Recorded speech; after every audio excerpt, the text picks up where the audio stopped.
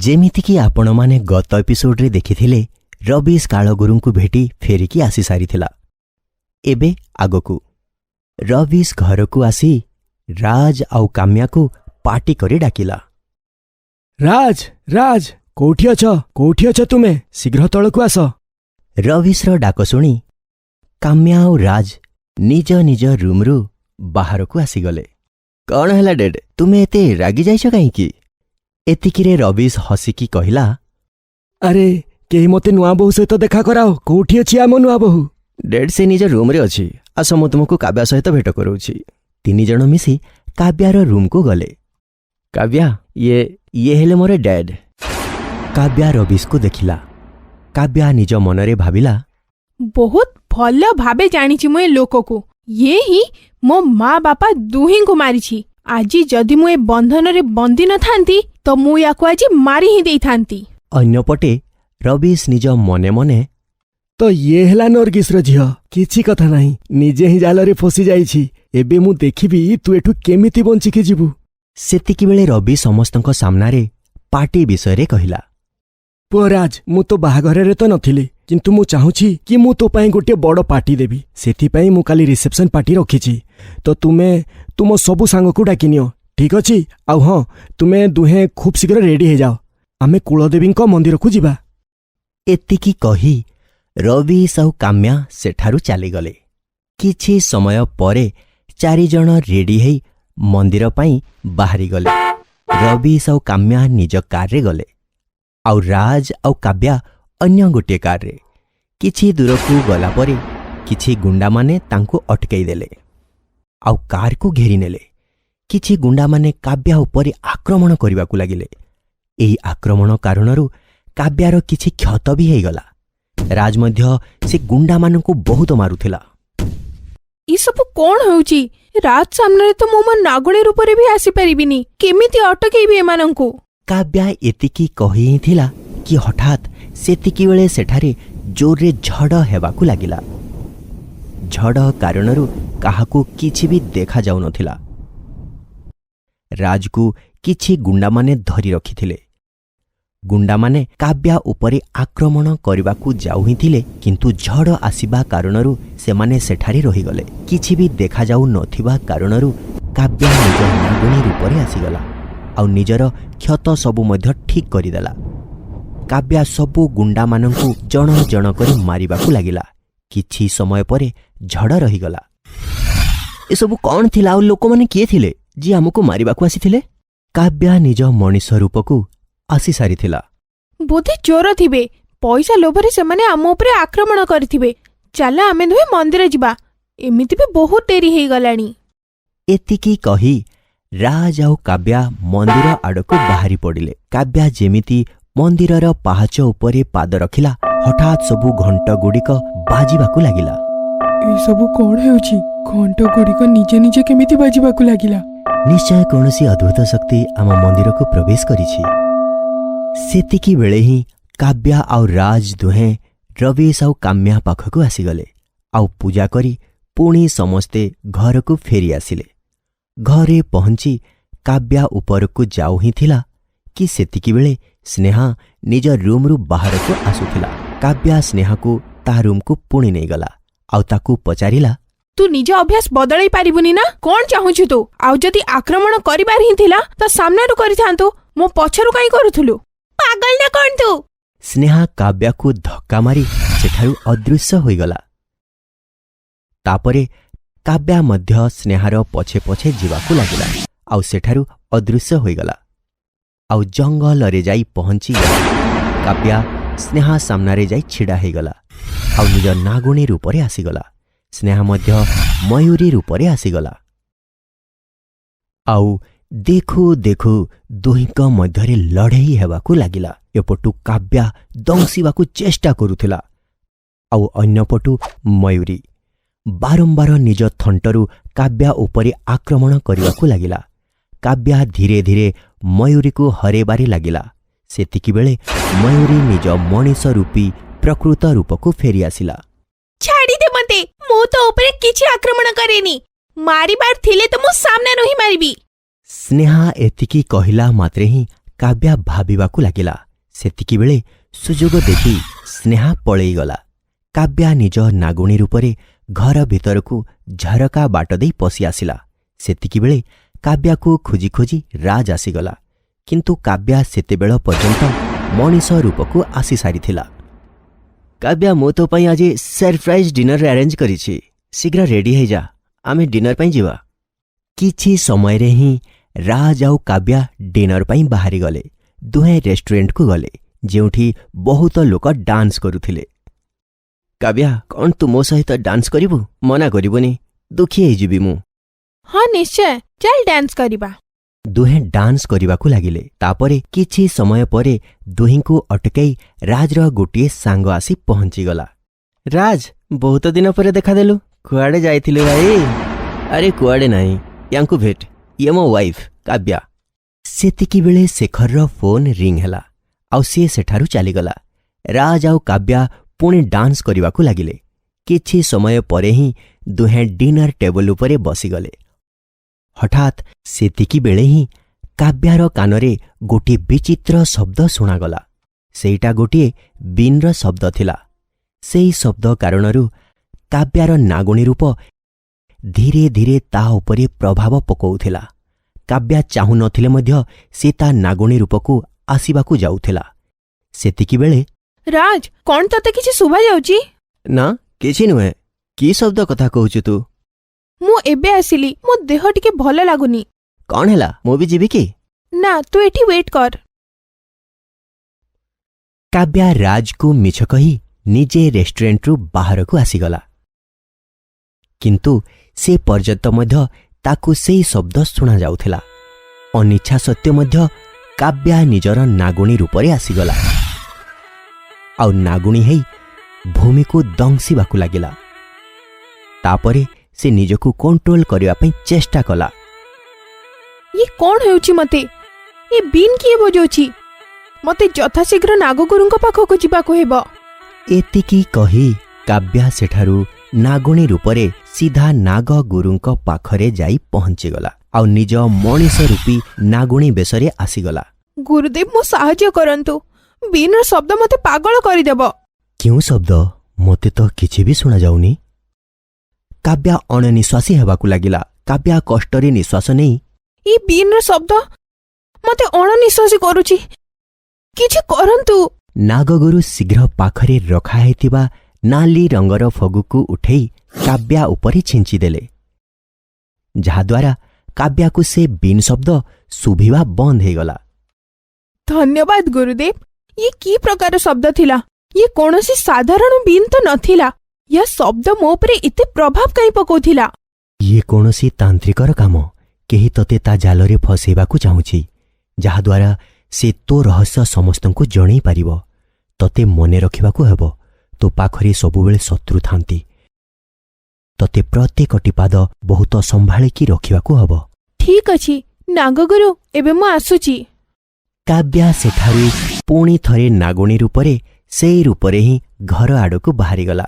ଘରକୁ ଆସି ପୁଣି ମଣିଷ ରୂପରେ ଆସି ଘର ଭିତରକୁ ଗଲା, ଯେଉଁଠି ରାଜ, ରବିଶ ଆଉ କାମ୍ୟା ସମସ୍ତେ କାବ୍ୟା ପାଇଁ ଅପେକ୍ଷା କରିଥିଲେ। କାବ୍ୟା, ତୁ ଠିକ୍ ଅଛୁ ନା? ହଁ, ମୁଁ ଠିକ୍ ଅଛି। ତୁ ରେଷ୍ଟୁରାଣ୍ଟରୁ କୁଆଡ଼େ ଚାଲି ଯାଇଥିଲୁ? ତୁ ଏଯାଏଁ କୋଉଠି ଥିଲୁ? ମୋ ଦେହ ହଠାତ୍ ଖରାପ ହେଇଯାଇଥିଲା, ସେଥିପାଇଁ ମୁଁ ମୋ ଗୋଟେ ସାଙ୍ଗ ଯିଏକି ଡକ୍ଟର ଅଛି ତା ପାଖକୁ ଯାଇଥିଲି। ଏବେ ତୁ ଠିକ୍ ଅଛୁ ତ? ହଉ, ତୁ ଆରାମ କର, ଚାଲ।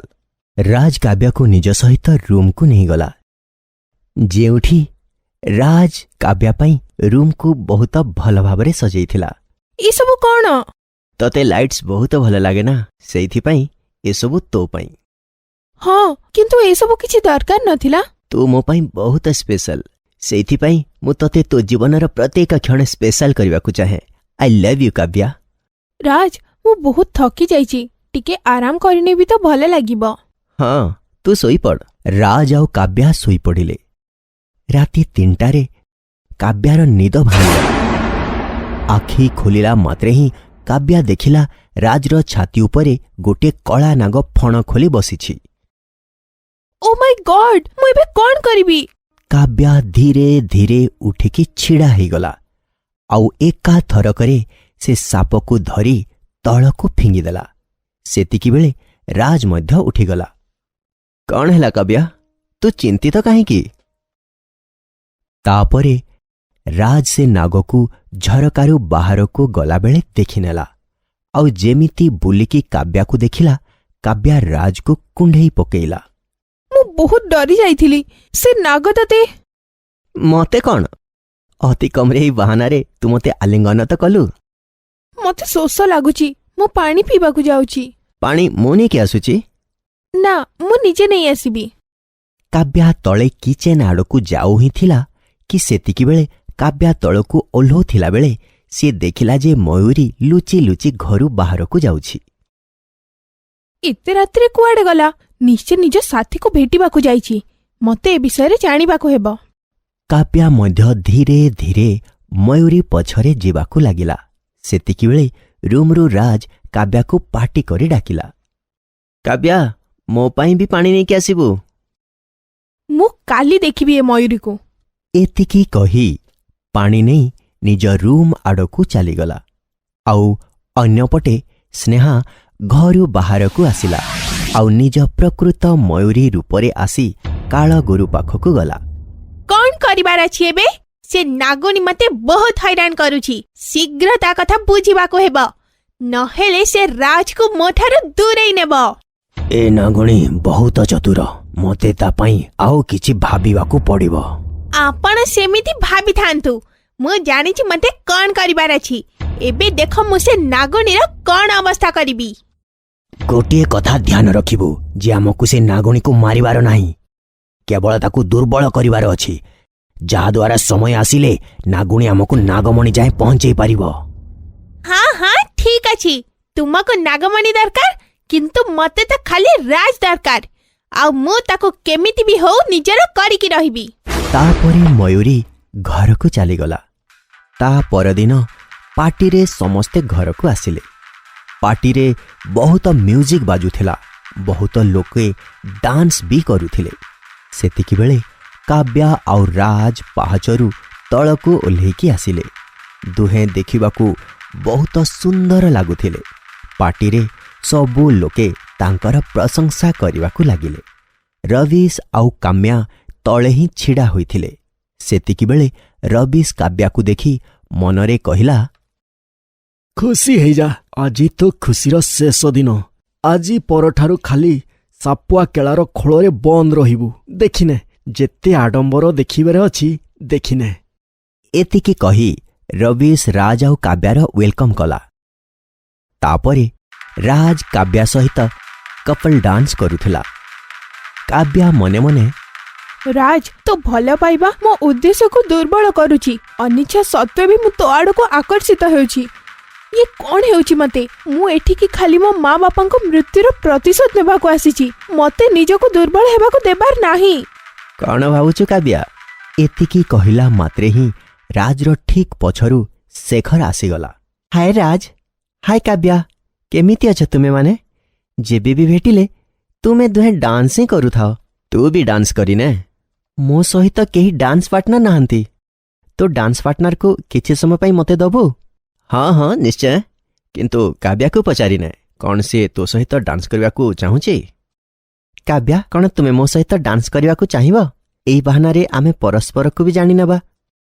ରାଜ କାବ୍ୟାକୁ ଡାନ୍ସ କରିବା ପାଇଁ ସଙ୍କେତ ଦେଲା। କାବ୍ୟା ଶେଖର ସହିତ ଡାନ୍ସ କରିବାକୁ ରାଜି ହେଇଗଲା। ରାଜ ନିଜ ପରିବାରର ଲୋକଙ୍କ ସହିତ କଥା ହେବାକୁ ଲାଗିଲା। ସେତିକିବେଳେ ଶେଖର ଆଉ କାବ୍ୟା ଡାନ୍ସ କରୁଥିଲେ, କିନ୍ତୁ କାବ୍ୟା ନିଜ ଦୃଷ୍ଟି ଏପଟେ ସେପଟେ ବୁଲେଇକି ଦେଖୁଥିଲା। କ'ଣ ହେଲା? କାହାକୁ ଖୋଜୁଛ? କାହାରିକୁ ନୁହେଁ। ତୁମେ ସେ ନାଗକୁ ତ ଖୋଜୁନ ନା, ଯାହାକୁ କାଲି ରାତିରେ ଦେଖିଥିଲ? ତୁ କେମିତି ଜାଣିଲୁ ଯେ ମୁଁ କାଲି ନାଗକୁ ଦେଖିଥିଲି? କାରଣ ସେ ଆଉ କେହି ନୁହେଁ, ମୁଁ ହିଁ ଥିଲି। ମୋତେ ନାଗଗୁରୁ ତୁମର ସାହାଯ୍ୟ କରିବାକୁ ପଠେଇଛନ୍ତି। ସେ କହିଲେ ତୁମ ଚାରି ପାଖରେ ଶତ୍ରୁ ଅଛନ୍ତି ବୋଲି। କିନ୍ତୁ ମତେ କେହି ବି ଦରକାର ନାହିଁ, ତୁ ବି ନୁହେଁ। କିନ୍ତୁ ଅନ୍ୟପଟରେ ସ୍ନେହା ଗୋଟିଏ ଗ୍ଲାସରେ କିଛି ମିଶଉଥିଲା। ଏବେ ହେଇଗଲା କାମ। ଏ ବିଷୟରେ ତୁ ମରିବୁନି, କିନ୍ତୁ କିଛି ଦିନ ପାଇଁ ତୋ ଶକ୍ତି ନିଶ୍ଚୟ ନଷ୍ଟ ହେଇଯିବ। ଏତିକି କହି ସ୍ନେହା ହାତରେ 2ଟା ଗ୍ଲାସ୍ ଧରି କାବ୍ୟା ଆଡ଼କୁ ଆସିଲା। ଆଉ ସ୍ନେହା କୋଲ୍ଡ ଡ୍ରିଙ୍କର ଗ୍ଲାସ୍ କାବ୍ୟାକୁ ଦେଲା ଆଉ ଗୋଟିଏ କୋଲ୍ଡ ଡ୍ରିଙ୍କ ଗ୍ଲାସ୍ ନିଜେ ବି ଧରିଲା। କାବ୍ୟା କୋଲ୍ଡ ଡ୍ରିଙ୍କ ପିଇବାକୁ ଯାଉ ହିଁ ଥିଲା କି ସେତିକିବେଳେ ହଠାତ୍ ଲାଇନ୍ ଚାଲିଗଲା।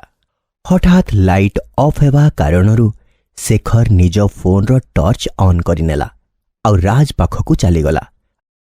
ଆଉ ସେତିକିବେଳେ କେହି ଜଣେ କାବ୍ୟା ପାଖକୁ ପଛରୁ ଆସି ତା ମୁହଁକୁ ଚାପି ତାକୁ ବାହାରକୁ ନେଇଗଲା। ସେତିକିବେଳେ କାବ୍ୟା ହାତରୁ ସେ ବିଷ ଥିବା ଗ୍ଲାସଟି ତଳେ ପଡ଼ି ଭାଙ୍ଗିଗଲା। ଲାଗୁଛି ବିଷର ପ୍ରଭାବ ପଡ଼ିଲାଣି, ଏବେ ମଜା ଆସିବ। ରାଜ ଲାଇଟ୍ କେମିତି ଅଫ୍ ହେଇଗଲା? ତୁ ଲାଇଟ୍ର ବିଲ୍ ଭରି ନଥିଲୁ କି? ଭରା ହିଁ ନଥିଲା, କାରଣ ସେଇଟା ମୋ ମାମୁଁ ଘରୁ ହିଁ ଆସେ। ମାମୁଁ ଘରୁ? ସେ କେମିତି? ଯେବେ ଲାଇଟ୍ ଯାଏ ସେତେବେଳେ ଡ୍ୟାଡ୍ କହନ୍ତି ଯେ ଶଳା ଲାଇଟ୍ କାଟିଦେଲା। ଦୁହେଁ ଏକଥା ଶୁଣି ବହୁତ ହସିଲେ।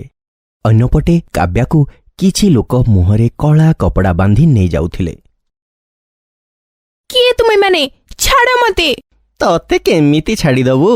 ତତେ ତ ଆମେ ବୋସ୍ ପାଖକୁ ନେଇଯିବୁ ଆଉ ସେ ଆମକୁ ମାଲା ମାଲ କରିଦେବେ। କାବ୍ୟା ମନା କଲା ପରେ ସେମାନେ କାବ୍ୟାକୁ ତାଙ୍କ କାର୍ରେ ବସେଇ ନେଇଗଲେ। କାବ୍ୟା ମନେ ମନେ ଇଏ ତ ଭଲ କଥା ଯେ ଏମାନେ ମତେ ନେଇକି ଯାଉଛନ୍ତି। ଅତି କମରେ ଏଇଟା ତ ଜଣା ପଡ଼ିଯିବ ନା ଯେ ଏସବୁ କିଏ କରୁଛି। ଏମିତି ବି ମୁଁ ଏମାନଙ୍କ ଉପରେ ଆକ୍ରମଣ କରିପାରିବିନି ଯେପର୍ଯ୍ୟନ୍ତ ଏମାନେ ମୋର କିଛି କ୍ଷତି କରିନାହାନ୍ତି। ଅନ୍ୟପଟେ ଘରେ ଚାଲ ଥଟ୍ଟ ହସା ବହୁତ ହେଲା, ଲାଇଟ୍ର ବନ୍ଦୋବସ୍ତ କର। ଦୁହେଁ ବାହାରକୁ ଯାଇ ସାଇଡ୍ରେ ଲାଗିଥିବା ଲାଇଟ୍ ବୋର୍ଡ ପାଖରେ ପହଞ୍ଚିଗଲେ ଆଉ ଦେଖିଲେ ଯେ ସେଠି ଜଣେ ଅଚେତ ପଡ଼ିଛି ଆଉ ତା ହାତରେ ଗୋଟିଏ ସୁଇଚ୍ ଅଛି। ଇଏ କ'ଣ? ଇଏ ହିଁ କାଢ଼ିଛି ଏଇ ସୁଇଚ୍, କିନ୍ତୁ କାହିଁକି? ବୋଧେ ସୁଇଚ୍ କାଢ଼ିବା କାରଣରୁ ୟାକୁ ଇଲେକ୍ଟ୍ରିକ୍ ସକ୍ ଲାଗିଯାଇଛି, ସେଥିପାଇଁ ଅଚେତ ହେଇଯାଇଛି। ରାଜ ସୁଇଚ୍କୁ ଲଗେଇଦେଲା ଆଉ କରେଣ୍ଟ ଆସିଗଲା। ସ୍ନେହା ଦେଖିଲା ଯେ କାବ୍ୟା ସେଠାରେ ନାହିଁ।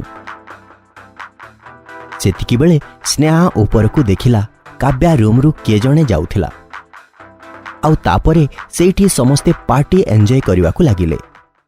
ଆଉ ରାଜ କିଛି ଲୋକଙ୍କୁ ଡାକି ସେ ଲୋକଟିକୁ ହସ୍ପିଟାଲ ପଠେଇଦେଲା। ଭଲ ହେଲା, ଅତି କମରେ ରୁମ୍ରେ ମରିଲେ କେହି ମୋ ଉପରେ ସନ୍ଦେହ ତ କରିବେନି। ଅନ୍ୟପଟେ ଶେଖର ନିଜ ମନେ ମନେ ଭାବିଲା ଯେ ସେ ଏମିତି କାହିଁକି କଲା। କାବ୍ୟା କୌଣସି ବିପଦରେ ନାହିଁ ତ? ତାପରେ ରାଜ ଆଉ ଶେଖର ଘରକୁ ଫେରି ଆସିଲେ ଆଉ କାବ୍ୟାକୁ ସେଠି ନ ପାଇ, ସ୍ନେହା ଏ କାବ୍ୟା କୁଆଡ଼େ ଚାଲିଗଲା? ସେ ତ ତୋ ସହିତ ଥିଲା ନା? ତା ଡ୍ରେସ୍ ଉପରେ କୋଲ୍ଡ ଡ୍ରିଙ୍କ ପଡ଼ି ଯାଇଥିଲା, ସେ ସଫା କରିବାକୁ ଗଲା। ତୁ ଚାଲ ମୋ ସହ ଡ୍ୟାନ୍ସ କର, ସେ ଆସିଯିବ। ରାଜ ସ୍ନେହା ସହିତ ଡାନ୍ସ କରିବାକୁ ଲାଗିଲା। ଶେଖର କାବ୍ୟାକୁ ନ ପାଇ ଜାଣିଗଲା ଯେ କାବ୍ୟା କୌଣସି ଅସୁବିଧାରେ ଅଛି। ସେ ଯଥାଶୀଘ୍ର ସେଇଠାରୁ ବାହାରି ନାଗ ରୂପରେ ଆସିଗଲା ଆଉ କାବ୍ୟାକୁ ଖୋଜିବାକୁ ଲାଗିଲା। ବହୁତ ଦୂରକୁ ଗଲା ପରେ ତାକୁ କାବ୍ୟାର ପାଟି ଶୁଭାଗଲା ଆଉ କିଛି ଲୋକ କାବ୍ୟାକୁ କାର୍ରେ ନେଇ ଯାଉଥିବାର ଦେଖିଲା। ଶେଖର ସେତିକିବେଳେ ଗୋଟିଏ ଗଛକୁ କାର୍ ସାମ୍ନାରେ ପକାଇଦେଲା, ଯାହାଦ୍ୱାରା କାର୍ ଆଗକୁ ନ ଯାଇପାରୁ ଆଉ କାର୍ ରହିଲା ମାତ୍ରେ ହିଁ ଶେଖର ମଣିଷ ରୂପରେ ସାମ୍ନାକୁ ଆସିଗଲା। ଛାଡ଼ିଦିଅ ୟାକୁ। କ'ଣ ତୁମେ ଜାଣିନ ଯେ ତୁମେ ତୁମ ମୃତ୍ୟୁକୁ ବାନ୍ଧି ରଖିଛ? ଯଦି ତୁମେ ଏବେ ଛାଡ଼ିଦେବ ତ ଆମେ ଚୁପଚାପ ଚାଲିଯିବୁ। ତୁ ଡରେଇବୁ ମତେ? ଚାଲ ୟା କଥା ଟିକେ ଆମେ ବୁଝିନେବା। ସବୁ ଗୁଣ୍ଡାମାନେ କାର୍ରୁ ଓହ୍ଲେଇ ଶେଖରକୁ ମାରିବାକୁ ଲାଗିଲେ। ଶେଖର ତାଙ୍କ ସହିତ ଲଢ଼େଇ କଲା। ସେତିକିବେଳେ ସବୁ ଗୁଣ୍ଡାମାନେ ଏକା ସହିତ ଶେଖରକୁ ମାରିବାକୁ ଲାଗିଲେ। ତାପରେ କାବ୍ୟା କାର୍ରୁ ବାହାରି ତାଙ୍କୁ ଅଟକାଇବାକୁ ଲାଗିଲା। ଗୋଟିଏ ଗୁଣ୍ଡା କାବ୍ୟାକୁ ଧକ୍କା ମାରିଦେଲା ଆଉ ଏଇଆ ଦେଖି ଶେଖର ବହୁତ ରାଗିଗଲା ଆଉ ସେ ତାର ବଡ଼ ନାଗ ରୂପରେ ଆସିଗଲା। ଜଣ ଜଣ କରି ସବୁ ଗୁଣ୍ଡାମାନଙ୍କୁ ମାରିଦେଲା। ତାପରେ ଦୁହେଁ ଘରକୁ ଫେରି ଆସିଲେ। ଶେଖର ଘର ଭିତରକୁ ଆସିଲା ଆଉ କାବ୍ୟା ନିଜ ରୁମ୍ରୁ ବାହାରକୁ ଆସିଲା। କୋଉଠି ଥିଲୁ ତୁ? ଏତେ ସମୟ ଲଗେଇଦେଲୁ ଡ୍ରେସ୍ ସଫା କରିବାରେ? କାବ୍ୟାକୁ ଭଲ ଅବସ୍ଥାରେ ଦେଖି ସ୍ନେହା ଆଉ ରବିଶ ଦୁହେଁ ବହୁତ ରାଗିଗଲେ। ଇଏ କେମିତି ବଞ୍ଚିଗଲା? କି ଏ ସେ ବିଷ ପିଇ ହିଁ ନାହିଁ? ଇଏ ବଞ୍ଚିଲା କେମିତି? ସେ ଗୁଣ୍ଡାମାନେ କିଛି କାମକୁ ନୁହନ୍ତି, ଅକର୍ମା କୋଉଠିକାର। ତାପରେ ରବିଶ ନିଜ ଫୋନ୍ ଉଠେଇ ଗୋଟିଏ ଗୁଣ୍ଡାକୁ କଲ୍ କଲା। ତୁମେ ଗୋଟିଏ ବି କାମ କରିପାରିଲନି, କୋଉ କଥାର ପଇସା ନେଲ ତୁମେ? ବୋସ୍, ଆମେ ତାକୁ ଧରି ନେଇଥିଲୁ। କେଜାଣି କୋଉଠୁ ଗୋଟିଏ ବଡ଼ ସାପ ଆସିଗଲା ଆଉ ସମସ୍ତଙ୍କୁ ମାରିଦେଲା। ତାପରେ ମଣିଷ ରୂପରେ ଆସି ଝିଅକୁ ନିଜ ସହିତ ନେଇଗଲା। ମନେ ମନେ ୟା ମାନେ ଆଉ ଗୋଟିଏ ନାଗ ଅଛି ଯିଏ କାବ୍ୟାର ହେଲ୍ପ କରୁଛି। ମୋତେ ଏ ବିଷୟରେ ଜାଣିବାକୁ ପଡ଼ିବ। ପରଦିନ ସକାଳୁ ସକାଳୁ ରବି ଆଉ ସ୍ନେହା କାଳଗୁରୁ ପାଖକୁ ଗଲେ। ଗୁରୁଦେବ, ମୁଁ କାଲି ତାକୁ ସେ ବିଷ ପିଦେଲି, କିନ୍ତୁ ସେ କେମିତି ବଞ୍ଚିଗଲା? କେହି ଅଛି ଯିଏ ତାର ରକ୍ଷା କରୁଛି। କାଲି ମୋର ଜଣେ ଲୋକ ବି କହୁଥିଲା ଯେ କାବ୍ୟା ସହିତ ସେ ଗୋଟିଏ ନାଗକୁ ଦେଖିଥିଲା। ଏଇ ନାଗୁଣୀ କଣ କମ୍ ହଇରାଣ କରୁଥିଲା ଯେ ଏବେ ସେ ନାଗ ବି ୟା ପଛେ ପଛେ ଆସିଗଲା? ତୁମେମାନେ ଚିନ୍ତା କରନି, ଶେଷ ସମୟ ଆସିଗଲାଣି। ପ୍ରଥମେ ଆମେ ନାଗକୁ ମାରିବା, ତାପରେ ନାଗୁଣୀର ସବୁ ଶକ୍ତି ନଷ୍ଟ କରିଦେବା। ତାପରେ ସେ ଆମର କିଛି କ୍ଷତି କରିପାରିବନି। କିନ୍ତୁ ଏସବୁ କେମିତି ହବ? କାଳଗୁରୁ ନିଜ ପୁଟୁଳିରୁ ଭସ୍ମ କାଢ଼ିଲା। ଇଏ କଣ? ଏଇଟା ସେଇ ଜିନିଷ ଯାହା ସାମ୍ନାରେ ନାଗ ଆଉ ନାଗୁଣୀ ଦୁର୍ବଳ ହୋଇଯାଆନ୍ତି। ପ୍ରଥମେ ଆମକୁ ଏ ଭସ୍ମର ଚକ୍ର ବନେଇବାକୁ ପଡ଼ିବ। ଏଥିରେ ଆମେ ସେ ନାଗୁଣୀକୁ ବନ୍ଦୀ କରିବା, ଆଉ ତାପରେ ନାଗକୁ ଡାକିବା, ଆଉ ସେ ନାଗୁଣୀକୁ ବଞ୍ଚେଇବାକୁ ନିଶ୍ଚୟ ଆସିବ। ତାପରେ ତାକୁ ମାରିଦେବା। କିନ୍ତୁ ନାଗର ମୃତ୍ୟୁ ପରେ କାବ୍ୟାର ଶକ୍ତି କେମିତି ନଷ୍ଟ କରିବା? ଏଇ ଭସ୍ମକୁ ନାଗୁଣୀ ଉପରେ ପକେଇଲା ମାତ୍ରେ ହିଁ ସେ ତା ପୁରୁଣା ଚର୍ମ ଛାଡ଼ିଦେବ। ସେତେବେଳେ ତୁ ତାକୁ ଉଠେଇ ନେବୁ। ଯେ ପର୍ଯ୍ୟନ୍ତ ତା ପୁରୁଣା ଚର୍ମ ତୋ ପାଖରେ ଥିବ ସେ ନାଗୁଣୀ ହେଇପାରିବନି। ୱାଃ, କାଳଗୁରୁ ତୁମେ ଧନ୍ୟ। ଏକା ସହ ଦିଟା କାମ। ଏଇ କାମ ତୁମ ଦୁହିଁଙ୍କୁ କରିବାକୁ ପଡ଼ିବ। ମୋତେ ଉପରେ ସିଦ୍ଧି ପ୍ରାପ୍ତି ପାଇଁ ତପ କରିବାର ଅଛି। ଏବେ ଆପଣ ସବୁ ଆମ ଉପରେ ଛାଡ଼ି ଦିଅନ୍ତୁ। ଏ ନାଗ ନାଗୁଣୀର କାହାଣୀ ଆମେ କାଲି ହିଁ ଶେଷ କରିଦେବୁ। ମୟୂରୀ ରାଜର ରୂପ ଧାରଣ କରି ବୁଲିବା ବାହାନାରେ କାବ୍ୟାକୁ ଭଙ୍ଗା ଘର ଭିତରକୁ ନେଇଗଲା। ତୋ ପାଇଁ ସରପ୍ରାଇଜ୍ ଅଛି, ୱେଟ୍ କର। ସେତିକି ବେଳେ ହିଁ ମୟୂରୀ କାବ୍ୟାକୁ କଥା କଥାରେ ସେଇ ଜାଗାକୁ ନେଇଗଲା ଯେଉଁଠି ଭୂଇଁରେ ଭସ୍ମ ଦ୍ୱାରା ଚକ୍ର ତିଆରି ହେଇଥିଲା। ଆଉ ଯେମିତି କାବ୍ୟା ଆଗକୁ ବଢ଼ିବାକୁ ଲାଗିଲା, ତାକୁ ଜୋରରେ ଝଟକା ଲାଗିଲା। ରାଜ, ଏସବୁ କଣ? ତାପରେ ମୟୂରୀ ନିଜ ପ୍ରକୃତ ରୂପକୁ ଆସିଗଲା। ଏଇ ସବୁ ତୋର ମୃତ୍ୟୁର ସରଞ୍ଜାମ। ତାପରେ ମୟୂରୀ ଭସ୍ମକୁ କାବ୍ୟା ଉପରେ ଫିଙ୍ଗିଦେଲା। ଆଉ କାବ୍ୟା ଯନ୍ତ୍ରଣାରେ ପାଟି କରିବାକୁ ଲାଗିଲା। ଆଉ ତା ପାଟି ଶେଖର ଶୁଣିନେଲା। ଆଉ ସିଏ ବି ସେଇ ସ୍ଥାନରେ ପହଞ୍ଚିଗଲା। ଶେଖର ନାଗ ରୂପରେ କାବ୍ୟାକୁ ବଞ୍ଚେଇବା ପାଇଁ ସେଠାରେ ପହଞ୍ଚିଗଲା। କିନ୍ତୁ ଶେଖର କିଛି କରିବା ପୂର୍ବରୁ ହିଁ ମୟୂରୀ ସେ ଭସ୍ମକୁ ବାରମ୍ବାର ଫିଙ୍ଗିବାକୁ ଲାଗିଲା। ଆଉ ଦେଖୁ ଦେଖୁ ଶେଖର ମରିବାକୁ ଲାଗିଲା। ଆଉ ତାକୁ ଦୁର୍ବଳ ହେଉଥିବାର ଦେଖି ମୟୂରୀ ନିଜ ପ୍ରକୃତ ରୂପରେ ଶେଖର ଉପରେ ଆକ୍ରମଣ କରିବାକୁ ଲାଗିଲା। କାବ୍ୟା ସେ ଚକ୍ରରେ ବନ୍ଦୀ ଥିଲା, ସେଇଥିପାଇଁ ସେ ଶେଖରକୁ ବଞ୍ଚେଇ ପାରିଲାନି। ଆଉ ଦେଖୁ ଦେଖୁ ମୟୂରୀ ଶେଖରକୁ ମାରିଦେଲା। ଶେଖରକୁ ମାରି ସାରିଲା ପରେ ମୟୂରୀ କାବ୍ୟାକୁ ମାରିବା ପାଇଁ ଚେଷ୍ଟା କଲା, କିନ୍ତୁ କାବ୍ୟା ମଧ୍ୟ ପ୍ରତି ବଦଳରେ ଲଢ଼େଇ କଲା। କାବ୍ୟା ନିଜ ପ୍ରକୃତ ରୂପରେ ଆସି ମୟୂରୀକୁ ଦଂଶିବା ପାଇଁ ଚେଷ୍ଟା କଲା, କିନ୍ତୁ ମୟୂରୀ ମଧ୍ୟ ନିଜ ପ୍ରକୃତ ରୂପରେ ଆସିଗଲା ଆଉ କାବ୍ୟାକୁ ଥଣ୍ଟରେ ଚାପି ଧରିଲା। ଏମିତି ବହୁତ ସମୟ ଲଢ଼େଇ କଲା ପରେ କାବ୍ୟା ଆହତ ହେଇଗଲା ଆଉ ମଣିଷ ରୂପକୁ ଆସିଗଲା। ମୟୂରୀ ମଧ୍ୟ ମନୁଷ୍ୟ ରୂପ ନେଇଗଲା। ମୟୂରୀ କାବ୍ୟାକୁ ମାରିବା ପାଇଁ ଆଗକୁ ବଢ଼ିଲା ଆଉ କାବ୍ୟାକୁ ଛୁରୀରେ ମାରିବା ପାଇଁ ଯେମିତି ହାତ ଉଠେଇଲା, ସେତିକିବେଳେ ଗୋଟିଏ ଭୟଙ୍କର ଝଡ଼ ଆସିଲା। ମୟୂରୀର ହାତକୁ ଧରିଥିବା ଗୋଟିଏ ଲମ୍ବା ଚୁଟିବାଲି ଝିଅଟିଏ ଥିଲା, ଯାହାଠାରୁ ମୟୂରୀ ନିଜ ହାତ ଛଡ଼େଇବା ପାଇଁ ଚେଷ୍ଟା କରୁଥିଲା। ଆରେ ତୁ ଏଇଠି? ମୟୂରୀ ଯନ୍ତ୍ରଣାରେ ପାଟି କରିବାକୁ ଲାଗିଲା। ଆଉ ଯେବେ ସେ ପଛକୁ ବୁଲି ସେ ଝିଅକୁ ଦେଖିଲା ତ ସିଏ ଡରିଗଲା ଆଉ ହାତ ଛଡ଼େଇ ସେଠାରୁ ଅଦୃଶ୍ୟ ହେଇଗଲା। ଗୋଟିଏ ପତଳା ଲମ୍ବା ଝିଅ ଯିଏ ସଲୱାର ଆଉ ଅଳଙ୍କାର ପିନ୍ଧିଥିଲା, ଚୁଟି ଖୋଲା ଥିଲା, କାନରେ ବଡ଼ କାନଫୁଲ, ମଥାରେ ମଥାମଣି, ହାତରେ ପ୍ଲେନ୍ ବ୍ରେସଲେଟ୍ ଆଉ ପାଦରେ ଜୋତା ପିନ୍ଧିଥିଲା। ଯିଏ ଦେଖିବାକୁ ବହୁତ ସୁନ୍ଦର ଥିଲା ଆଉ ତା ଆଖି ବହୁତ ସୁନ୍ଦର ଥିଲା। ସେ ଆସି କାବ୍ୟାର ସାହାଯ୍ୟ କରିଥିଲା। ଆରେ କୋମଲ, ତୁ ଏଠି କେମିତି? ତୋର ମନେ ନାହିଁ କି? କାବ୍ୟା, ତୁ ଯାଉଛୁ? ମୋର ଶିବଙ୍କଠାରେ ପ୍ରାର୍ଥନା ଯେ ତୋର ଉଦ୍ଦେଶ୍ୟ ଫଳପ୍ରଦ ହେଉ। ଆଜ୍ଞା ଗୁରୁଦେବ। ତୁ ସେଠି କ'ଣ କରୁଛୁ? ମୁଁ ସବୁ ଏଠି ବସିକି ଦେଖୁଥିବି। ଯଦି ତୁ କେବେ ଏକା ଅନୁଭବ କଲୁ ତ ମୁଁ ତୋର ସାହାଯ୍ୟ ପାଇଁ ଶେଖର ଆଉ କୋମଲକୁ ପଠେଇଦେବି। ହଁ ଗୁରୁଦେବ, ଆଜ୍ଞା ଦିଅନ୍ତୁ। ହଁ କୋମଲ, ମୋର ସବୁ ମନେ ପଡ଼ିଗଲା। ତୁ ପୁରା ଠିକ୍ ସମୟରେ ଆସିଛୁ। ମୁଁ ଏବେ ତୋ ସହିତ ହିଁ ରହିବି। କିନ୍ତୁ ଆମକୁ ସାବଧାନ ରହିବାକୁ ହେବ। ଚାଲ ଏବେ ଯିବା। କୋମଲ ଆଉ କାବ୍ୟା ଦୁହେଁ ଘରକୁ ଚାଲିଗଲେ। ଦୁହେଁ ସାଧାରଣ ଝିଅ ଭଳି ଡ୍ରେସ୍ ପିନ୍ଧିନେଲେ। କାମ୍ୟାକୁ କହିଲେ, ନମସ୍କାର ଆଣ୍ଟି। ନମସ୍କାର। କିନ୍ତୁ ଝିଅ, ମୁଁ ତତେ ଚିହ୍ନି ପାରିଲିନି। କୋମଲ କିଛି କହିବା ପାଇଁ ଚେଷ୍ଟା କରୁ ହିଁ ଥିଲା କି କାବ୍ୟା ମଝିରେ ଅଟକେଇ, ମା, ଇଏ ମୋ ସାଙ୍ଗ କୋମଲ।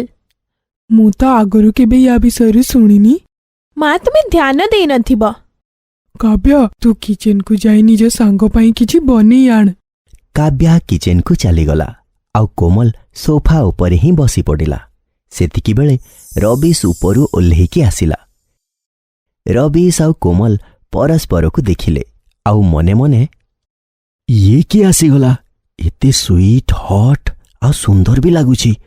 ୟାର ଚୁଟି ଆଉ ଆଖି ତ ବହୁତ ସୁନ୍ଦର ଦିଶୁଛି। ରବିଶ ଏଇସବୁ ଭାବୁ ହିଁ ଥିଲା କି ସେତିକିବେଳେ ସେଠିକି ସ୍ନେହା ଆସିଗଲା ଆଉ ସେ ରବିଶକୁ କୋମଲକୁ ଦେଖୁଥିବାର ଦେଖିନେଲା।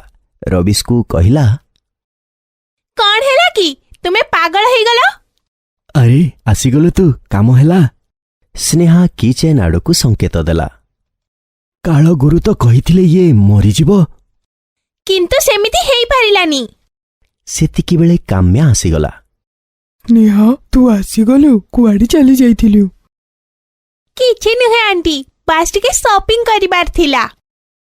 ଠିକ୍ ଅଛି, ଏବେ ବସ୍। କାବ୍ୟା ଜଳଖିଆ ଆଣୁଥିବ। ତାପରେ କାବ୍ୟା ସମସ୍ତଙ୍କ ପାଇଁ ଟେବୁଲ ଉପରେ ଜଳଖିଆ ଆଣି ରଖିଦେଲା। ରାଜ ଏଯାଏଁ ଆସିନି। ଯା କାବ୍ୟା, ତାକୁ ବି ଡାକି ଆଣ। ଡାକିବା ଦରକାର ନାହିଁ ମା, ମୁଁ ନିଜେ ହିଁ ଆସିଗଲି। ସମସ୍ତେ ହସିବାକୁ ଲାଗିଲେ। ରାଜର ଦୃଷ୍ଟି କୋମଲ ଉପରେ ପଡ଼ିଲା। କାବ୍ୟାକୁ ସଂକେତ ଦେଇ, ଇଏ କିଏ? ରାଜ, ୟା ସହ ଭେଟ। ଇଏ ମୋ ସାଙ୍ଗ କୋମଲ। ମୁଁ ୟାଙ୍କୁ କଲେଜ ଲାଇଫ୍ରେ ତ ଦେଖିନଥିଲି। ନା, ଇଏ ମୋ କଲେଜ ନୁହେଁ, ସ୍କୁଲ ସାଙ୍ଗ। ଓହୋ ନାଇସ୍। କ'ଣ ନା କହିଲୁ? କୋମଲ। ମନେ ମନେ ଇଏ ତ ନିଜ ନାଁ ଭଳି ହିଁ ହଟ୍ ଆଉ କୋମଲ ଅଛି। କୋମଲକୁ କହିଲା, ହାय କୋମଲ। ତାପରେ ସମସ୍ତେ ଜଳଖିଆ ଖାଇନେଲେ। ରାଜ ଆଉ ରବିଶ ଅଫିସ ଚାଲିଗଲେ ଆଉ କାବ୍ୟା କୋମଲକୁ ତା ରୁମ୍ ଦେଖେଇଦେଲା। ରବି ସ୍ନେହାକୁ କଲ୍ କରି, ସ୍ନେହା, କାଳଗୁରୁ ପାଖକୁ ଯା ଆଉ କାବ୍ୟା ଆଉ କୋମଲ ବିଷୟରେ ଭଲ କି ବୁଝିକି ଆ, ଯେ ସେ କିଏ ଆଉ କୋଉଠୁ ଆସିଛି। ଠିକ୍ ଅଛି, ମୁଁ ଏବେ ସୁଯୋଗ ଦେଖି ବାହାରିବି। ସ୍ନେହା କାମ୍ୟା ପାଖକୁ ଆସିଲା ଆଉ ବାହାରକୁ ଯିବା କଥା କହିଲା। ସ୍ନେହା ଗାଡ଼ି ନେଇ ବାହାରକୁ ତ ଆସିଗଲା, କିନ୍ତୁ କାଳଗୁରୁ ପାଖରେ ପହଞ୍ଚିବା ପୂର୍ବରୁ ହିଁ ସ୍ନେହାର ଗାଡ଼ିର ବ୍ରେକ୍ ଫେଲ୍ ହେଇଗଲା ଆଉ ଗାଡ଼ି ଗଛ ସହିତ ପିଟି ହେଇ ଗାତରେ ପଡ଼ିବାକୁ ଯାଉ ହିଁ ଥିଲା, କିନ୍ତୁ ଗୋଟିଏ ପଥର କାରଣରୁ ରହିଗଲା। ତାପରେ କାରରୁ କୋମଲ ବାହାରିକି ଆସିଲା ଆଉ, କେମିତି ଲାଗିଲା ମିସ୍ ସ୍ନେହା? ତୁ ଏଠି କ'ଣ କରୁଛୁ? ତ ତୁ ହିଁ କରିଛୁ ଏସବୁ। ଗାଡ଼ି ତୋ ହାତରେ ଅଛି, ତ ମୁଁ କେମିତି କରିପାରିବି? ଗାଡ଼ି ଗାତ ଆଉ ପାହାଡ଼ ମଝିରେ ଝୁଲୁଥିଲା। ପ୍ଲିଜ୍ ବଞ୍ଚାଅ। ଫୋନ୍ କାଢ଼ି କଲ୍ କଲା। ତାପରେ କୋମଲ ଗୋଟିଏ ଦୌଡ଼ି ସାହାଯ୍ୟରେ ସ୍ନେହାକୁ ବଞ୍ଚେଇ ନେଲା। ଥ୍ୟାଙ୍କ୍ସ। କୁଆଡ଼େ ଯିବାର ଅଛି ତତେ? ତୁ ମୋ ସହ ଯାଇପାରିବୁ। ସ୍ନେହା କିଛି କହିପାରିଥାନ୍ତା, କିନ୍ତୁ ତା ପୂର୍ବରୁ ହିଁ ରବି ସେଠାରେ ପହଞ୍ଚିଗଲା। କ'ଣ ହେଲା ସ୍ନେହା? ତୁ ଠିକ୍ ତ ଅଛୁ ନା? ହଁ, ମୁଁ ଠିକ୍ ଅଛି। କୋମଲ ମୋର ବହୁତ ସାହାଯ୍ୟ କଲା। ରବିଶ କୋମଲ ଆଡ଼କୁ ଦେଖିଲା ଆଉ ବାସ୍ ତାକୁ ହିଁ ଦେଖୁଥିଲା। ତୁ ଠିକ୍ ସମୟରେ ପହଞ୍ଚି ବହୁତ ଭଲ କଲୁ। ମୁଁ ବୁଝିପାରୁନି ଯେ ତତେ ଥ୍ୟାଙ୍କ୍ସ କେମିତି କହିବି। ବହୁତ କଥା ହେଇଗଲ। ଚାଲ ଏବେ କୁଆଡ଼େ ବୁଲିବାକୁ ଯିବା। ତିନି ଜଣ ଗୋଟିଏ ରେଷ୍ଟୁରାଣ୍ଟରେ ପହଞ୍ଚିଗଲେ ଆଉ ତାପରେ ମଲ୍କୁ ଯାଇ ସପିଂ ବି କଲେ। ରବିଶ ଖାଲି କୋମଲକୁ ହିଁ ଦେଖୁଥିଲା ଆଉ ମନେ ମନେ ମୁଁ କେତେ ବଡ଼ ଭୁଲ କରୁଥିଲି ସ୍ନେହାକୁ କାଳଗୁରୁଙ୍କ ପାଖକୁ ପଠେଇ। କୋମଲ କେତେ ଭଲ ଝିଅ ଆଉ ଦେଖିବାକୁ ବି କେତେ ସୁନ୍ଦର। ତିନି ଜଣ ଏକା ସହିତ ଘରକୁ ଆସିଗଲେ ଆଉ କାମ୍ୟା ତିନି ଜଣଙ୍କୁ ଏକା ସହିତ ଦେଖି କଥା କ'ଣ ତିନି ଜଣ ଏକାଠି କେମିତି? ଆରେ କିଛି କଥା ନାହିଁ, ବାସ୍ ଏକା ସହିତ ଆମେ ସପିଂ କରିଥିଲୁ ତ ଏକା ସହିତ ଘରକୁ ବି ଆସିଗଲୁ। ଝିଅ କାବ୍ୟା ଚା ବନେଇ ଦେ। ନାଇଁ ଥାଉ କାବ୍ୟା, ଆଜି ମୁଁ ଚା ବନଉଛି। ଆଉ କୋମଲ ତତେ ଚାରେ କେତେ ଚିନି ଦରକାର? କୋମଲ କହିଲା। କିନ୍ତୁ କାବ୍ୟା, କାମ୍ୟା ଆଉ ସ୍ନେହା ଆଶ୍ଚର୍ଯ୍ୟ ହେଇଗଲେ ଯେ ଏସବୁ କ'ଣ ହେଉଛି। ତାପରେ ରାଜ ମଧ୍ୟ ଘରକୁ ଆସିଗଲା ଆଉ କୋମଲ ସହିତ କଥା ହେବାକୁ ଲାଗିଲା। ସମସ୍ତଙ୍କ ପାଇଁ ଗରମ ଗରମ ଚା ଆସିଗଲା। ରବିଶ କୋମଲକୁ ନିଜ ହାତରେ ଚା ଦେଲା। ରାଜ ମନରେ କଥା କ'ଣ ଡ୍ୟାଡ୍, ଆଜିକାଲି କୋମଲ ପଛରେ ହିଁ ପଡ଼ିଛ। ରାଜ ତୁ ଅଫିସରୁ ଶୀଘ୍ର ଆସିଗଲୁ? ହଁ ମା, ଆଜି କିଛି କାମ ନଥିଲା ଆଉ ମୁଁ ତୁମକୁ କହିବାକୁ ଭୁଲିଗଲି ଯେ ଆଜି ଆମ ଗୁରୁଜୀ ଆସିବେ ଆଉ ସେ କିଛି ଦିନ ଏଇଠି ହିଁ ରହିବେ। ଇଏ ତ ବହୁତ ଭଲ କଥା। ତ ରାଜ ଗୁରୁଜୀଙ୍କୁ କେତେବେଳେ ଆଣିବାକୁ ଯାଉଛୁ? ବାସ୍ ଡ୍ୟାଡ୍, ଏବେ ବାହାରିବି। ରାଜ ଗୁରୁଜୀଙ୍କୁ ନେବା ପାଇଁ ବାହାରିଗଲା ଆଉ ଘରେ ସବୁ ପ୍ରସ୍ତୁତି ଆରମ୍ଭ ହେଇଗଲା। ପୁରା ଘର ସଜେଇ ଦିଅ ଭଲ ଭାବରେ। ସ୍ନେହା ଆଉ କାବ୍ୟା ପୁରା ଘରକୁ ସଜେଇ ଦେଲେ ଆଉ ପୂଜା ରୁମ୍କୁ ମଧ୍ୟ ଭଲ ଭାବେ ସଫା କରାଗଲା ଆଉ ବହୁତ ସ୍ୱାଦିଷ୍ଟ ଭୋଜନ ପ୍ରସ୍ତୁତ କରାଗଲା। ମା ସବୁ ପ୍ରସ୍ତୁତି ହେଇଗଲା, ବାସ୍ ଗୁରୁଜୀ ଆସୁ ହିଁ ଥିବେ। ସେତିକିବେଳେ ବାହାରୁ ଗାଡ଼ିର ହର୍ନ ଶବ୍ଦ ଶୁଣାଗଲା। ଲାଗୁଛି ରାଜ ଗୁରୁଜୀଙ୍କୁ ନେଇ ଆସିଗଲେ। ମୁଁ ତାଙ୍କ ସ୍ୱାଗତର ପ୍ରସ୍ତୁତି କରୁଛି। କାମ୍ୟା, ରବିଶ ଆଉ କାବ୍ୟା ସମସ୍ତେ ଗୁରୁଜୀଙ୍କୁ ଭିତରକୁ ଆଣିଲେ। କିନ୍ତୁ ଯେମିତି ସ୍ନେହା ଗୁରୁଜୀଙ୍କୁ ଦେଖିଲା, ସ୍ନେହା ଆଶ୍ଚର୍ଯ୍ୟର ସହିତ ଜୋରରେ ପାଟି କରି ଉଠିଲା। ତୁମେ ଏଠି ବି? ସ୍ନେହା ଜୋରରେ ପାଟି କଲାରୁ ସମସ୍ତେ ତା ଆଡ଼କୁ ଦେଖିବାକୁ ଲାଗିଲେ। କ'ଣ ତୁ ଗୁରୁଜୀଙ୍କୁ ଆଗରୁ ଜାଣିଛୁ? କ'ଣ ତୁ ଗୁରୁଜୀକୁ ଆଗରୁ କୋଉଠି ଦେଖିଛୁ? ମତେ କିଏ ବା ଜାଣିନି, ମୁଁ ତ ଅନ୍ତର୍ଯ୍ୟାମୀ। ଝିଅ ମତେ କୋଉଠି ଦେଖିଥିବ। ତାପରେ ସ୍ନେହା ମଧ୍ୟ ବୁଝିଗଲା। ହଁ ହଁ ଗୁରୁଜୀ ଠିକ୍ କହୁଛନ୍ତି। ଦେବତା ତୁଲ୍ୟ ମନୁଷ୍ୟକୁ ଆଖିରେ ଦେଖିବା ଜରୁରୀ ନୁହେଁ, ବୋଧେ ମନର ଆଖିରେ ଦେଖିଥିବି। କୋମଲ ଆଉ କାବ୍ୟା ମଧ୍ୟ ଗୁରୁଜୀଙ୍କ ଚରଣ ସ୍ପର୍ଶ କରିବାକୁ ଆସିଲେ। କିନ୍ତୁ ଯେମିତି କୋମଲ ଆଉ କାବ୍ୟା ଗୁରୁଜୀଙ୍କ ଚେହେରା ଦେଖିଲେ ତ ସେଥିରେ ତାଙ୍କୁ ଜଣେ ଲମ୍ବା ଖୋଲା ଚୁଟି, କଳା କପଡ଼ା, ବେକରେ ବହୁତ ଗୁଡ଼ିଏ ମାଳ ପିନ୍ଧିଥିବା ତାନ୍ତ୍ରିକଟିଏ ଦେଖାଗଲା। ରାଜ ଏ ତାନ୍ତ୍ରିକକୁ କାହିଁ ଆଣିଛି? ଏଇ ତାନ୍ତ୍ରିକ ଏଠି କିଛି ତ ଗଡ଼ବଡ଼ ଅଛି। ଆସନ୍ତୁ ଗୁରୁଜୀ, ଭିତରକୁ ଆସନ୍ତୁ। ଗୁରୁଜୀ ଭିତରକୁ ଆସିଗଲେ। ତାଙ୍କର ବହୁତ ଭଲ ଭାବରେ ସ୍ୱାଗତ କରାଗଲା ଆଉ ବହୁତ ଆଦରର ସହକାରେ ତାଙ୍କୁ ଭୋଜନ ଦିଆଗଲା। ଗୁରୁଜୀ, ଆପଣ ଏବେ କିଛି ସମୟ ଆରାମ କରି ନିଅନ୍ତୁ। ରାଜ ଗୁରୁଜୀଙ୍କୁ ତାଙ୍କ ରୁମ୍ରେ ନେଇ ଛାଡ଼ି ଆସିଲା। କାମ୍ୟା ରବିଶକୁ କୋମଲ ସହିତ କଥା ହେଉଥିବାର ଦେଖିନେଲା। କୋମଲ ତୁ ତ ରୁମକୁ ଯା। କାହିଁ ତୁମେ ଏତେ ପାଗଳ ହେଇଯାଇଛ? ମୁଁ କ'ଣ କଲି? ତୁମେ କୋମଲ ପଛରେ ଏତେ କାହିଁ ପଡ଼ିଛ? ତୁମେ କିଛି ଭୁଲ ବୁଝୁଛ। ସେ ଘରକୁ ଅତିଥି ଭାବରେ ଆସିଛି, ବାସ୍ ସେଇଥିପାଇଁ ତାର ଏମିତି ଧ୍ୟାନ ରଖିବା ଆମର ଦାୟିତ୍ୱ। ଏତିକିବେଳେ ସ୍ନେହା ଆସିଗଲା। ଅଙ୍କଲ ତୁମେ ଏଯାଏଁ ଶୋଇନ? ସମସ୍ତେ ଶୋଇବାକୁ ଚାଲିଗଲେ। ପରଦିନ ସକାଳେ କାବ୍ୟା ଟେବୁଲ ସଫା କରି ସମସ୍ତଙ୍କ ପାଇଁ ଜଳଖିଆ ଆଣିଲା। ପ୍ରଥମେ ଭୋଜନ କରିବା ପାଇଁ ଗୁରୁଜୀଙ୍କୁ ଦିଆଗଲା। ଖରାପ ମୁହଁ ବନେଇ, ଏସବୁ କିଏ ବନେଇଛି? କ'ଣ ହେଲା ଗୁରୁଜୀ? କେତେ ଲୁଣ ପଡ଼ିଛି? ଭୁଲରେ ହେଇଯାଇଥିବ।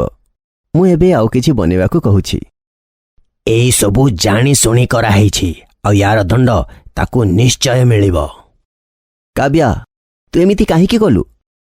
ରାଜ ମୁଁ ତ କିଛି କରିନି, ମୁଁ ତ ନର୍ମାଲ ହିଁ ପକେଇଥିଲି। କେଜାଣି ଲୁଣିଆ କେମିତି ହେଇଗଲା। ତୁ ଗୋଟିଏ ବି କାମ ଠିକରେ କରିପାରୁନୁ। ରହ ରାଜ, ତୁ ସକାଳେ ତ ମୁଡ୍ ଖରାପ କରନି। ମୁଁ ଶୀଘ୍ର ଆଉ କିଛି ବନେଇ ଆଣୁଛି। ଚାଲ, ମୁଁ ବି ତତେ ହେଲ୍ପ କରୁଛି। କିଚେନକୁ ଯାଇ ସ୍ନେହା ଜଳଖିଆ ବନେଇବାକୁ ଲାଗିଲା। ଥା କଣ ସ୍ନେହା ମ୍ୟାଡମ, ଆଜି ତ ସକାଳୁ ମନୋରଞ୍ଜନ କରେଇଦେଲୁ। ଆଉ ସେମାନେ କେହି ଜାଣିପାରିଲେନି। କିନ୍ତୁ ତୁ ଏସବୁ କଲୁ କେମିତି? ଏ ରାଜ ଆଉ କାବ୍ୟ କିଛି ବେଶୀ ହିଁ ଗୁରୁଜୀଙ୍କ ସେବା କରୁଛନ୍ତି। ୟାଙ୍କର କିଛି କରିବାକୁ ହିଁ ହେବ।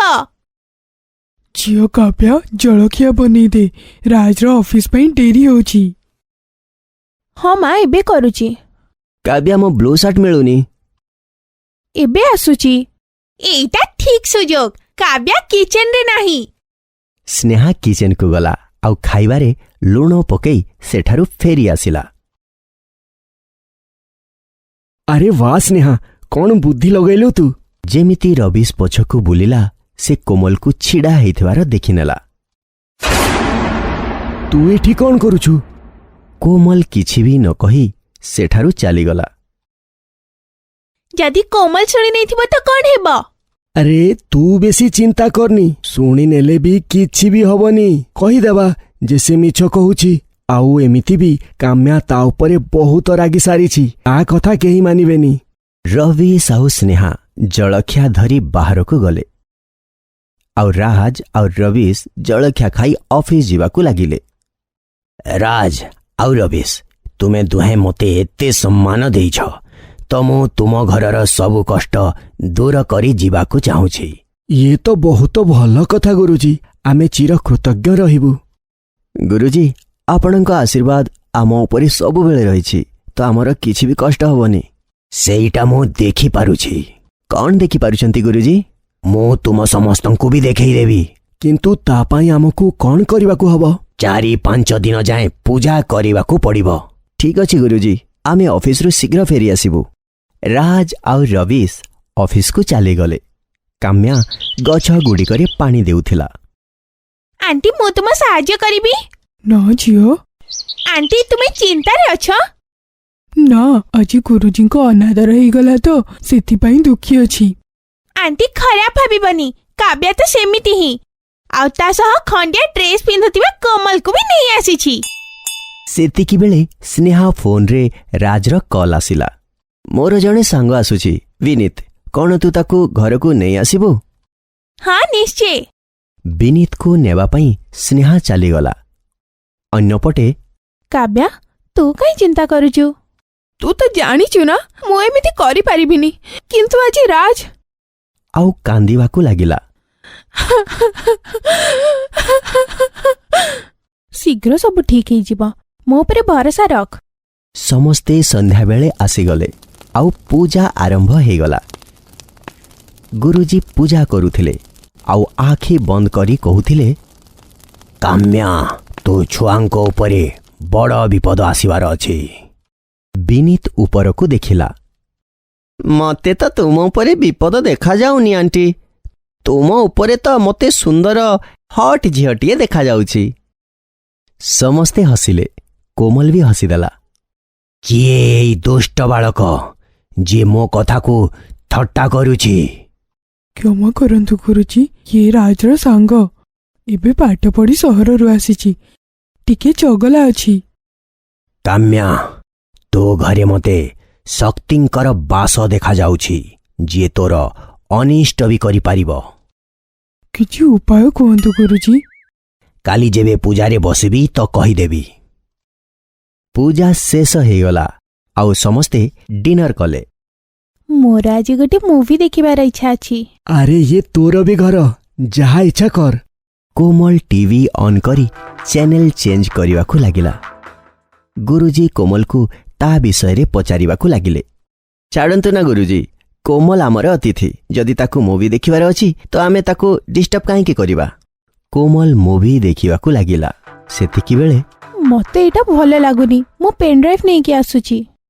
କୋମଲ ପେନ୍ଡ୍ରାଇଭ୍ ଆଣିବାକୁ ଚାଲିଗଲା। ହଁ, ପେନ୍ଡ୍ରାଇଭ୍ ନେଇ ଆସ। ତୁମ ଭଳି ତୁମ ପସନ୍ଦର ମୁଭି ଦେଖିବାକୁ ମିଳିଯିବ। ସେ ପର୍ଯ୍ୟନ୍ତ ସମସ୍ତେ ବିନୀତ ସହିତ କଥାବାର୍ତ୍ତା ହେଉଥିଲେ, କିନ୍ତୁ କାବ୍ୟା ଚୁପ୍ ଥିଲା। କାବ୍ୟା, ତୁ କିଛି କହୁନୁ? କାବ୍ୟା କିଛି କହିଲାନି। ଆଚ୍ଛା, ତୁ ହିଁ କହ, କ'ଣ ସକାଳେ ତୋର ଭୁଲ ନଥିଲା? କାବ୍ୟା ରାଜକୁ କିଛି ଉତ୍ତର ଦେବା ପୂର୍ବରୁ ହିଁ କୋମଲ ପେନ୍ଡ୍ରାଇଭ୍ ନେଇକି ଆସିଗଲା। ହଉ କୋମଲ, ତୁ ମୁଭି ଲଗା, ଆମେ ବି ତୋ ପସନ୍ଦର ମୁଭି ଦେଖିନେବୁ। ହଁ ବାସ୍ ଏବେ ଚଲାଉଛି। ସମସ୍ତେ ପୂରା ଆରାମରେ ବସିଗଲେ ଆଉ କୋମଲର ମନ ପସନ୍ଦର ମୁଭି ଦେଖିବାକୁ ଆଗ୍ରହୀ ଥିଲେ। କେଜାଣି କ'ଣ ହେଲା ଏ ପେନ୍ଡ୍ରାଇଭ୍କୁ ଚାଲୁନି କାହିଁକି? ମୁଁ ତୁମର କିଛି ସାହାଯ୍ୟ କରିବି? ହଁ ନିଶ୍ଚୟ। ଏମିତି ମୁଁ କୋଉ ଇଞ୍ଜିନିୟର ନୁହେଁ, କିନ୍ତୁ ମୁଁ ଚେଷ୍ଟା ତ କରିନିଏ। ୟା ପାଇଁ ଇଞ୍ଜିନିୟର ଦରକାର ନାହିଁ। ବିନିତ ପେନ୍ଡ୍ରାଇଭ୍ ଚେକ୍ କଲା ଆଉ ସେଇଟା ପ୍ଲେ ହେଇଗଲା। କୋମଲ ପେନ୍ଡ୍ରାଇଭ୍ ଫାଇଲ୍ ଖୋଜି ଚଲେଇଦେଲା। ବନ୍ଦ କର, ଇଏ କ'ଣ ଲଗେଇଛୁ ତୁ? ଏସବୁ ତ ମୁଁ ଭାବି ହିଁ ନଥିଲି। ସ୍ନେହା ଯାଇ ଟିଭି ବନ୍ଦ କରିଦେଲା। ଡ୍ୟାଡ୍ ତୁମେ ବି? କାହାଣୀ କ୍ରମଶଃ